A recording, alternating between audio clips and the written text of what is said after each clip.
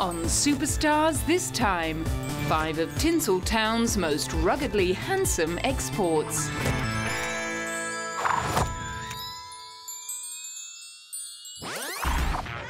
Benicio del Toro was just 21 when he became the youngest actor ever to play a Bond villain in 1989's License to Kill. 2 years before that, he'd made an appearance in the video to Madonna's song La Isla Bonita. Throughout the 90s, the Puerto Rican actor built up his CV with appearances in independent films like Basquiat, The Fan and The Funeral, and developed a cult following after stacking on 40 pounds to play Dr. Gonzo in Fear and Loathing in Las Vegas. However, it was his ability to distinguish himself among a stellar ensemble cast in Steven Soderbergh's Traffic in 2000 that brought him to the attention of the Academy of Motion Picture Arts and Sciences. His portrayal of a Mexican border cop who struggles to remain honest amid the temptations of corruption and rampant drug trafficking won him an Academy Award for Best Supporting Actor. In 2003, he landed another Best Supporting nomination for his role in Alejandro González Iñárritu's intense drama 21 Grams. During filming, he became friends with another of the movie's stars and fellow Oscar nominee Naomi Watts, who was honored at the Elle Style Awards. I had the pleasure and honor to work with her in 21 Grams, and the actress of the year is Naomi Watts. The same year, he starred alongside Tommy Lee Jones in the William Friedkin thriller The Hunted, which required him to brush up on his knife skills as a trained assassin. I taught a lot of people. Like an urban Tarzan, gone a little bit sideways, but you know, learning how to use the knife is it's a part of it, you know. And if you get to hold the knife and understand the knife, then, you know, you look like a killing machine. Well, you're saying that one guy with a knife killed those 2 hunters? Yeah. He may have looked the part of a killing machine, however the tables were turned on set when he fell on his wrist while diving for a knife and ended up injuring himself so badly that filming had to be halted for several months, which put back the release of the film.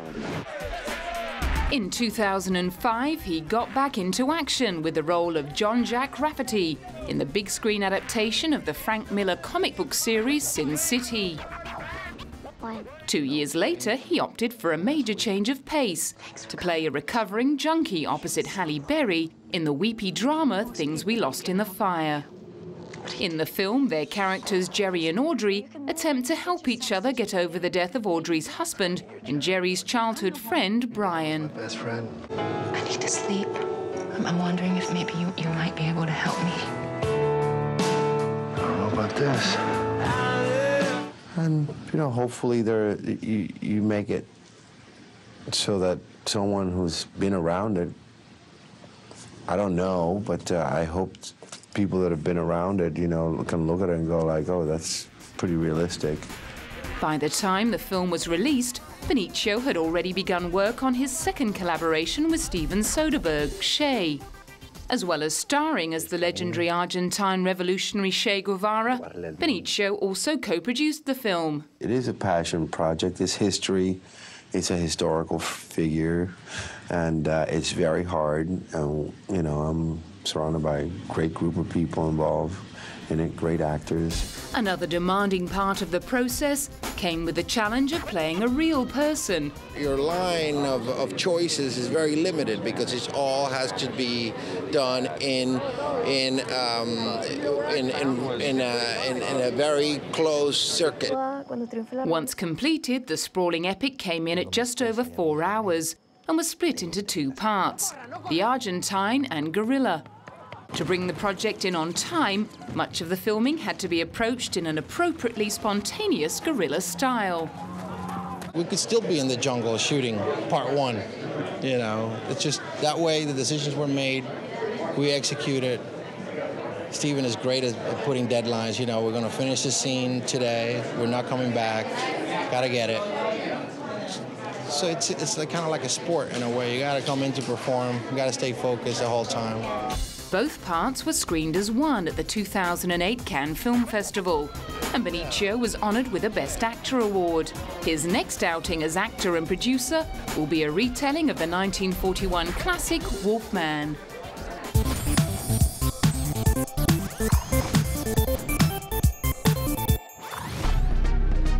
Cuban-born actor Andy Garcia also recently tackled the subject of Argentine revolutionary Che Guevara. Andy's directorial debut, Lost City, followed a Havana nightclub owner who gets caught up in the violent overthrow of dictator Baptiste as Che Guevara and Fidel Castro plan their revolution. It deals with that, looking back at our culture and why we're here and paying tribute to the people who brought us here, and also shining a light at the end of a way of life in a particular time and place in Havana in the 50s. And like I said, it's about impossible love, having to leave the thing you most cherish. His labour of love, for which he also wrote the musical score, took more than 16 years to bring to the big screen. But it was all worth it. Because I am Cuban, and this is an experience we lived through.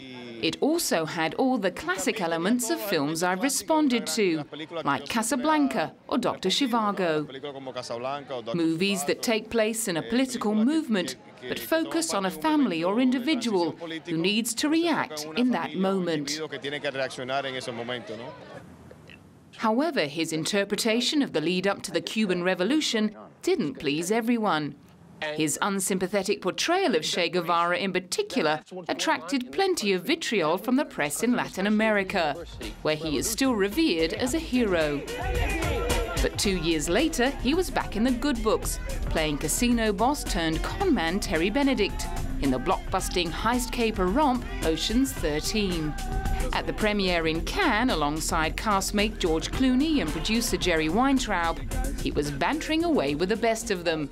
I love the Oprah joke, and I'd like to know how it came to be in the movie. And are you all going to do the Oprah show together? I had to sleep with Oprah in order to get on the show. Wow, that's gonna hurt. That's the headline. Ladies and gentlemen, thank you very much. Formerly Andy Garcia, ladies and gentlemen. Opening in a dinner theater near you. Not surprisingly, hanging out with the likes of George, Brad Pitt, Matt Damon, Don Cheadle, and Uber director Steven Soderbergh for the first 3 installments had been an absolute blast. Yeah, it's a great bunch of people. It's a blessed situation. You have a great director, you have great material, you have a great cast to have fun with. It's great. We have a great time. Not that he isn't used to keeping such lofty company. Way back in 1987, Andy starred alongside Robert De Niro, Sean Connery and Kevin Costner in Brian De Palma's classic crime drama The Untouchables. And in 1990, he bagged an Academy Award nomination for holding his own as Sonny Corleone's illegitimate son in The Godfather 3, among the likes of Al Pacino, Diane Keaton and Eli Wallach. In 2003, he was on the other side of the law as Special Agent Gunter Bhutan in Confidence, as he tried to foil a group of grifters led by Ed Burns, bent on ripping off a bank. Well used to the plot convolutions of a con film, he understood the importance of keeping abreast of all the many twists and turns to make sure everything kept on track. Ultimately, in these kind of situations, you try to provide as many questions you can for the director to keep everybody has to keep each other on their toes to make sure that you're not missing anything that's falling through the cracks, because everything's like a house of cards. How could you do that to me? He played another cop in the rather less light-hearted thriller Twisted the same year. Listen to me. You think I'd betray our loyalty? I would never do something like that. What's the matter with you? In Twisted, he plays the new boyfriend of a newly promoted police inspector played by Ashley Judd. When the bodies of Ashley's ex-boyfriends start piling up, it becomes clear that someone has a grudge against her. On the junket trail to promote the film, Andy talked about the importance of having on-screen chemistry with his co-stars. For me, it's, I think, you know, generosity and respect. They're very important for good chemistry. Even if you're playing, having an antagonistic relationship with somebody, I think the basis of it has to be, you know, love and respect as actors, because then you can dive in it together and explore the darker elements and know that it's done within the context of the work. There were plenty more good times in store on the set of the 2007 dark comedy Smokin' Aces, which teamed him up with Ben Affleck, Ryan Reynolds and Nestor Carbonell. Then it was down to the serious business of playing fingers in the crime drama romance The Air I Breathe, alongside Brendan Fraser, Forrest Whitaker and Sarah Michelle Gellar.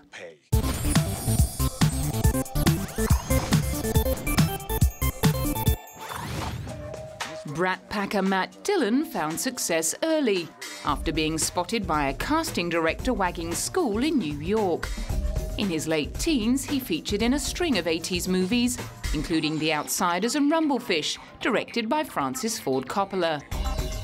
His real breakthrough role came in 1989 as the lead in Drugstore Cowboy, directed by Gus Van Sant, with whom he teamed up again in 1995 to play the hapless Larry Moretto in To Die For, opposite Nicole Kidman. Patches of fog in the morning and probably some light, but not serious umbrella weather. Well, that's about it for your up-to-the-minute weather report. This is your WWEN weather person saying I'll be with you again tomorrow evening, rain or shine.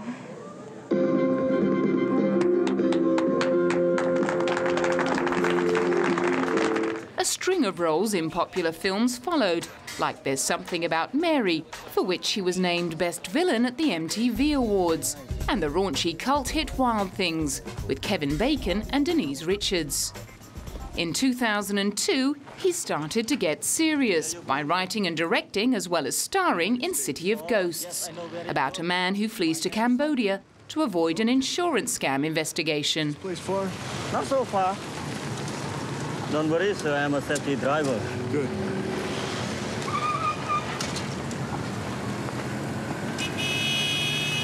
This is the Belleville? Yeah, Belleville. He's been, you know, involved in this fraudulent insurance company. And, you know, he's a guy who's really sort of at a crossroads and ready for some sort of change in his life. And I think, you know, that's something that I always wanted in this story from the very beginning. Obviously ready for a change in his own life, he found his first directing gig quite a challenge. This film is a very international cast, the characters. And the actors that I had in the film, many of them were veterans: James Caan, Gerard Depardieu, Stellan Skarsgård. And then on the other end of the spectrum, I had all these actors who had never acted before. They were non-professionals. He took things quite a bit easier over the next couple of years and stuck to acting in the comedy Employee of the Month and the Disney sequel Herbie Fully Loaded as Lindsay Lohan's nemesis. And in the 2005 Best Picture Oscar winner Crash, he finally got the industry recognition that had eluded him for 25 years. And he took out a Screen Actors Guild Award for his turn as a racist cop in the ensemble drama. Why this one is special is because it's my peers, it's our peers, our fellow actors, and that means a lot. The role also earned him his first nominations for an Oscar and a Golden Globe. But Matt was careful not to get too carried away with all the fuss. Well, for me, it's really about the process. Enjoy the process, you know, do the best you can, don't worry about the results. And sometimes great things, you know, come, and sometimes you get recognized for it.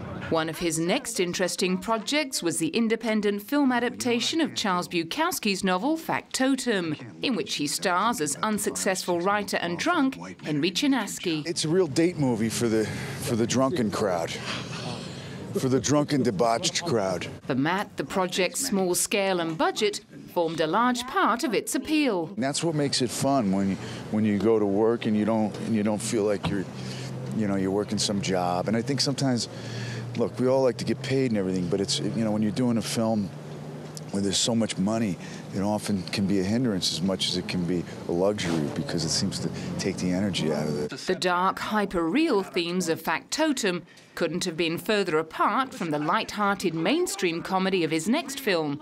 In You, Me and Dupree, Matt and Kate Hudson star as loved-up newlyweds who find themselves saddled with Matt's loser best friend, played by Owen Wilson. Listen, we're all adults here. You're newlyweds. Making love's a big part of that. You're supposed to explore each other. I get it. Good night. Okay, thanks for the advice.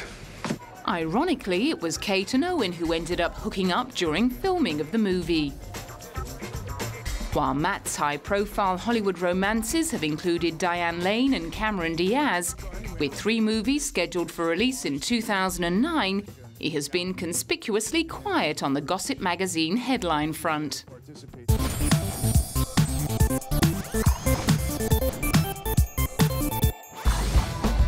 A lot has changed for Mark Wahlberg since his Marky Mark days.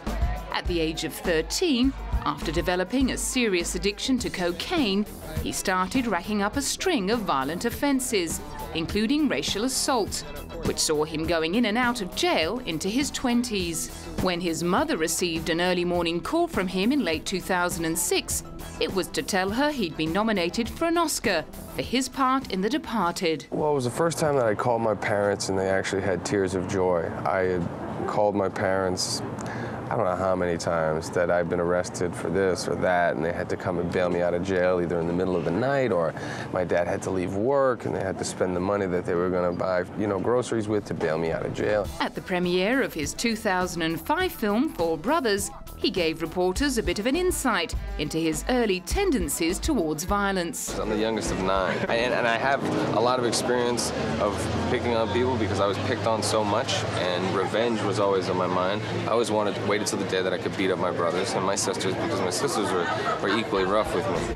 Growing up in Boston, he joined his older brother Donnie as a member of squeaky clean boy band New Kids on the Block. He dropped out to start up his own bad boy hip-hop outfit, Marky Mark and the Funky Bunch, and scored a hit with Good Vibrations.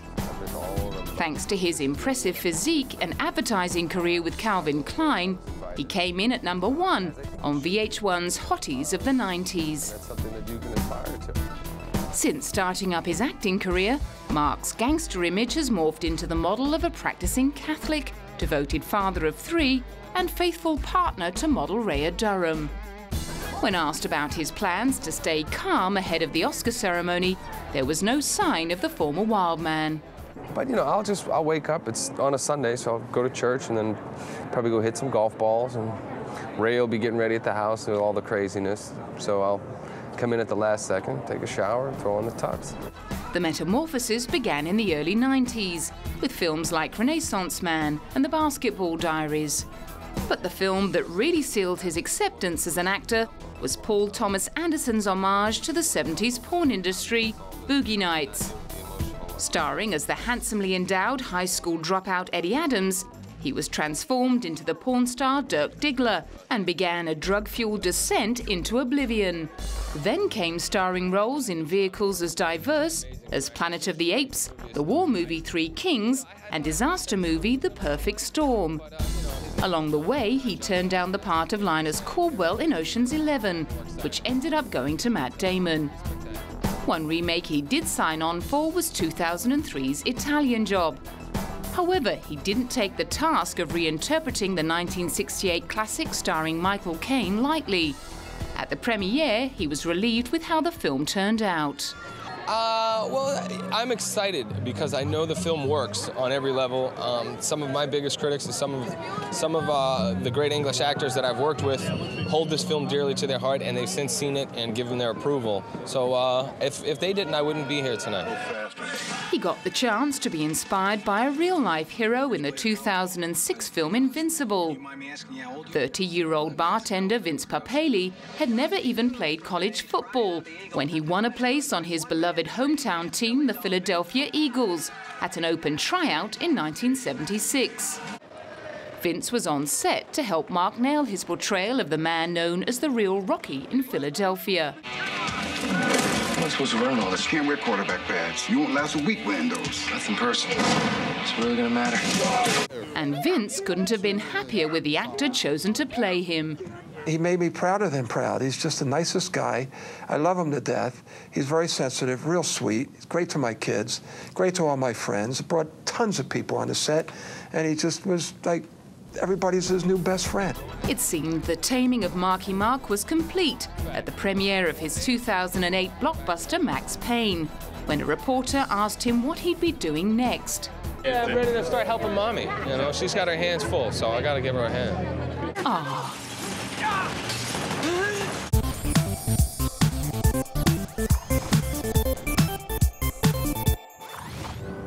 Like fellow heartthrob Mark Wahlberg, Josh Hartnett has also enjoyed a successful career as a model, appearing on the covers of magazines like GQ, Vanity Fair, Cosmo Girl, Elle and Glamour.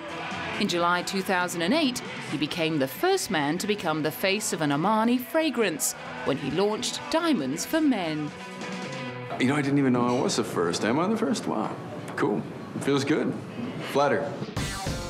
The pretty boy from Minnesota got his first big break in films as the son of scream queen Jamie Lee Curtis in 1998's Halloween H2O. He sharpened his craft through appearances in The Faculty and Virgin Suicides, before seeing his name in the credits of no fewer than 7 releases in 2001, including Black Hawk Down and Pearl Harbor. I'm gonna take them, Joe. No, the gun's so hot! After such an intense learning curve, he was ready to square up to Harrison Ford in the 2003 action comedy Hollywood Homicide. Here, you're gonna get yourself shot. What are you talking about? It's a standard issue Beretta. It's 15 shots. I counted. And one in the spout. Harrison and I, you know, there was a little bit of friction at the beginning. He hasn't worked with many other actors, you know, he's always working with girls.